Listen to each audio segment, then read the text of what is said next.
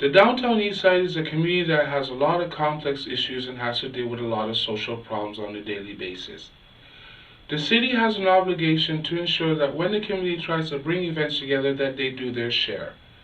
With the lack of support from the city in the downtown east side, it has become very strenuous over the last 5 years for community services to throw events, host events, let alone have gatherings because they don't have support from the city and other agencies. Well, today the city has an obligation to do their share.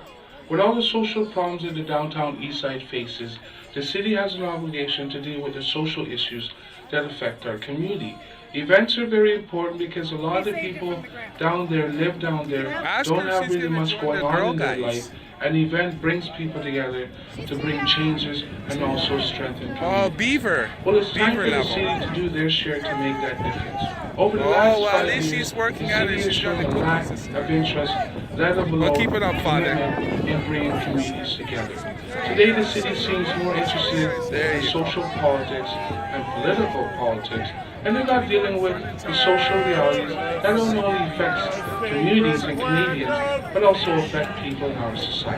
The downtown east side is a drug haven neighborhood, and every time they have an event, the focus of having an event is to get these people away from this lifestyle and make them part of society. Well, it's time for the city to do their share. It's time for the city to make that difference, to influence these events, to partake in these events. And most of all, when I went to Homegrown, like that woman said to me, and we're from the Bangers Project, we don't just pick up people's mess, but we sort it out. Well, I think that, as Bertha said, that the city has an obligation to do their share. And having events where you have one agency providing soup and sandwiches, and thanks to Carnegie picking up the end of the whole weekend ordeal. This is an embarrassment not just only to the community, but it's also an embarrassment to all the agencies that work so hard to make a difference. Well, it's time the city does their share to make that difference, because this is a community that needs all the financial support, plus local support, to not only strengthen lives, but also to save lives, because this is Canada's frontline war on drugs. Oh, that's very nice of you, Dave. Thank you. Good afternoon, this is the Vandu Project at Homegrown. And this year has been a different year because every year usually the city helps support Homegrown by getting community agencies connected together. And this year the city did not have the proper funding to continue local traditions. What would you say, even though the community, we are trying right now and that's what makes it work, what would you say about this overall? This unfortunately for the lack of the foundations that they had for the food purposes. It was helped out a lot of people around their community, and but they do have other things available that they did have last year, but there's a lot of things missing that would have been more beneficial.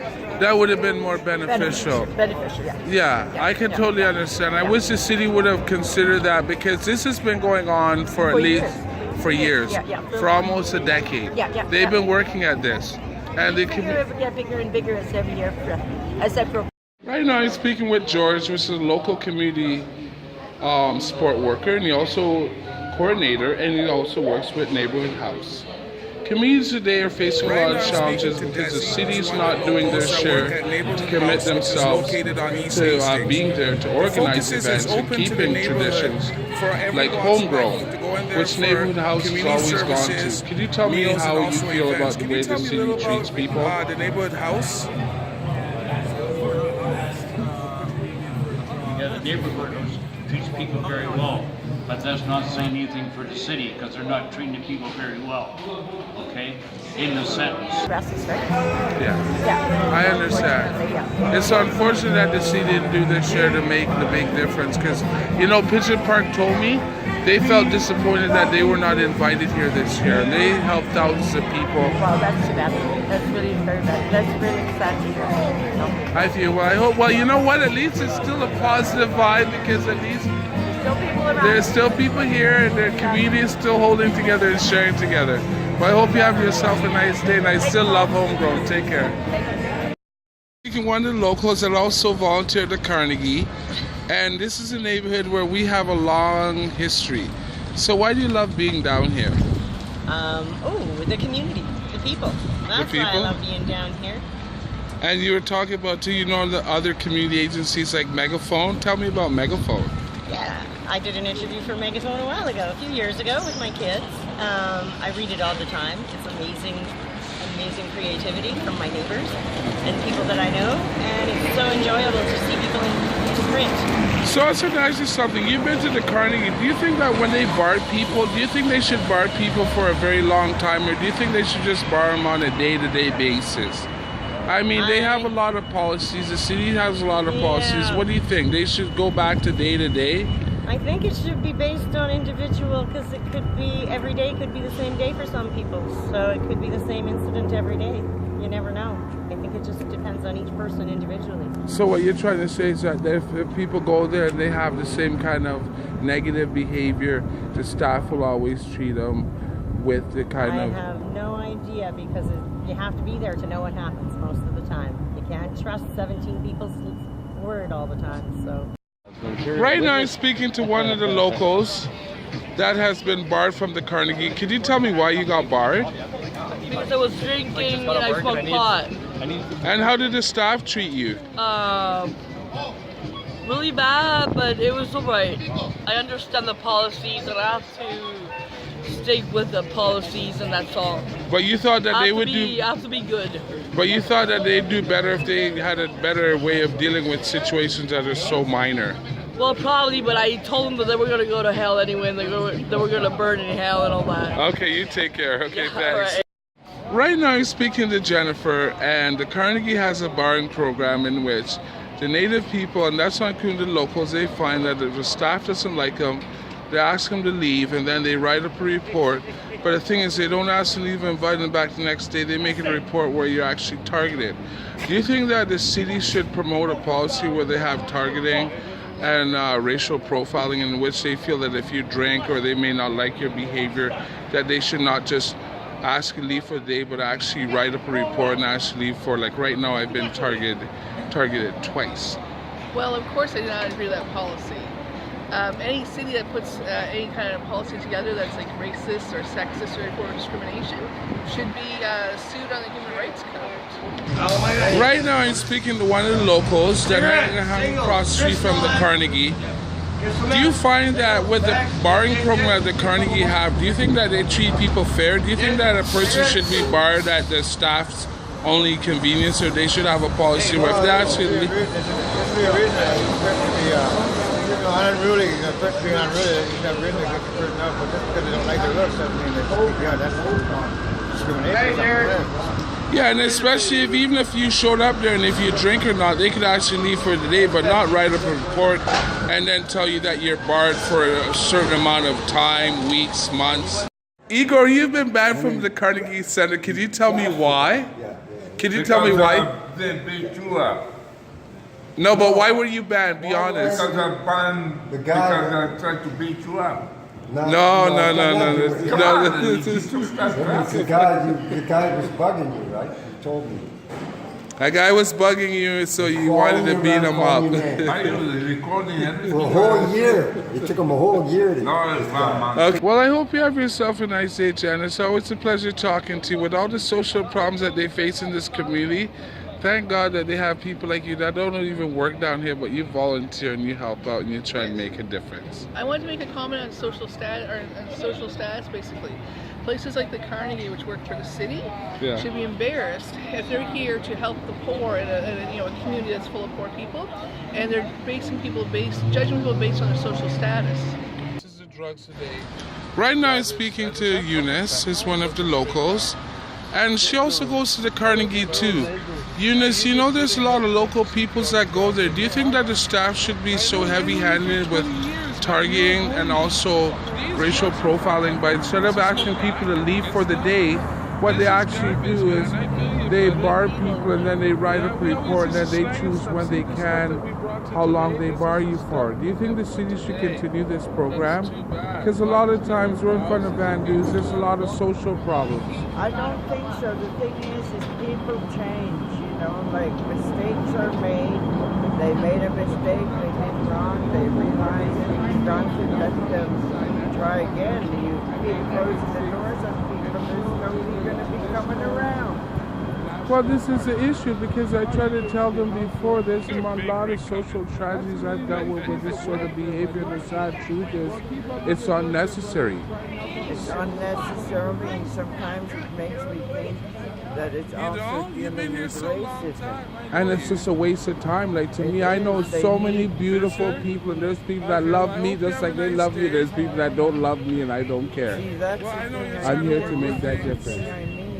I've been a volunteer here in the community since 1989. These are the kind of people that are trying to console and help people through with their journeys instead of shoving them aside.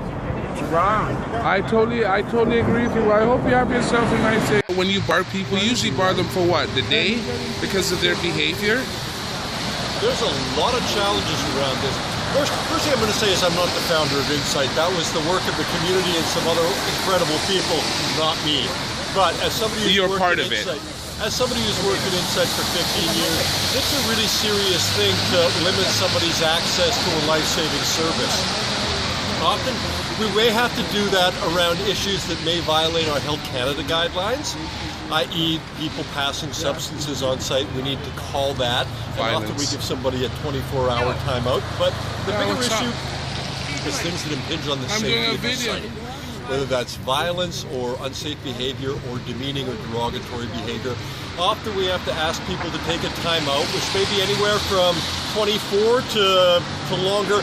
And sometimes, in order to re-enter, they need to sit down with me or some of the other managers and just have a conversation about that behavior. The point of that conversation is not just to tell them that that behavior isn't correct here, it's also to build a better relationship with people. People don't follow rules because we tell them to. They follow rules because they understand the meaning of those rules and they comply willingly. That's our goal at Insight. Well, you know what? Keep up the good work there. Love you, okay, Paul. Love you. Love you. I'm with a bunch of locals that are dealing with substance abuse, and this gentleman just experienced an overdose, and thanks to the staff, they brought him back to life. Young people face a lot of challenges with drugs. Are you guys trying to change your ways? Absolutely. I know it's tough down here, but hey, buddy, you know what? That's why they have people like me down here volunteer. It's a very tough place, and you guys need to try and watch what you're doing. They just saved your life. Thank you. And thanks for the staff. It's not me, it's the staff down here. I just volunteer and help out. Right now I'm speaking to Mayor Roberts, who was a very beautiful person who made a lot of differences in office, and now he's left office. Can you tell me why you love the downtown east side? I love the downtown east side because of the community, deep sense of community that I think a lot of people don't know about, how committed people are to each other, how many, despite the tragedies that happen, how committed people are to looking after each other. I think the downtown east side is deserving more support from all levels of government as we make sure there's enough housing, healthcare, and opportunities for people who live in the downtown east side, and a lot more understanding that needs to be built so people understand this is a great neighborhood of people who are Vancouverites and deserve some more support to deal with this, a neighborhood that's not had enough investment over the years. Well, thank you for your contribution, but most of all, thank you for making a difference. Have a nice day. And best in your future and your future endeavors. All right, thanks. There you go. Well, thank you guys for making Homegrown and being very supportive. All right. You know, the community has to do the best they can with what they have. Okay, you guys have a nice day. Yeah, you too. Okay, take care. Like Carnegie Hall? Yeah, when you go to communities, and I love going there. You know I love going there because I meet so many people I see in the neighborhood, and they're so beautiful. Yes, they are. You know, it's just too bad because sometimes because of people's behavior, I think the city, they're I think it's really beautiful there. I do. I love going there. And I love the people. They're really nice. What do you think I used to get a rose from this lady. Oh, I know who you're talking about. I know who you're talking about. I know who you're talking about. She's very sweet. She's a sweet lady.